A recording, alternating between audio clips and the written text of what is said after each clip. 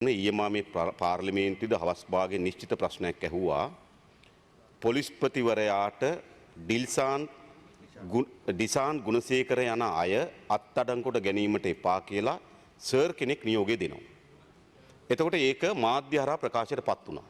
දැන් මේ පාර්ලිමේන්තුවට දැනගන්න අයිතියක් තියෙනවා මේ ඩිල්සාන් වික්‍රමාර්ක ගුණසේකර කියන ගරු නියෝජක කතානායකතුමනි. ඊයේ මේ ගැන ගරු ජනාධිපතිතුමාත් අදහස ඉදිරිපත් දැන් ගරු නියෝජක කතානායකතුමනි මොහු හිටපු බස්නායක නිලමේ පහුගිය පාලනේ ඉහළම පවුල් වල ඥාතියෙක් ඒ විතරක් නෙවෙයි කනිජ වැලි නීතිගත සංස්ථාවේ ක්‍රියාකාරී අධ්‍යක්ෂකවරයා සභාපතිවරයාට කටයුතු කරා. ඒ පිළිබඳ චෝදනා ගණනාවක් මූල්‍ය අපරාධ විමර්ශන කොට්ටාසේ ඒ කෙනෙක් අත්අඩංගුවට ගන්න එපායි කියලා. ඒ නියෝග දුන්නේ ඇමතිද?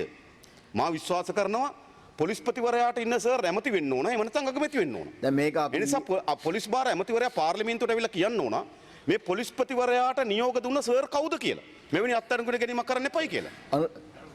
ගරු නියෝජක කතානායකතුමනි මේක මෙතුමාගේ අර්ථ නිරූපණය. එතුමාගේ අර්ථ නිරූපණය ඒක හරි වෙන්නත් පුළුවන් වැරදි වෙන්නත් පුළුවන්. හොඳයි. ඒ අර්ථ නිරූපණය පදනම් කරගෙන මේ ගැන පාර්ලිමේන්තුවේදී චෝදනා කරන්න බෑ. එතුමාගේ අර්ථ නිරූපණය ඒක. හොඳයි. මේ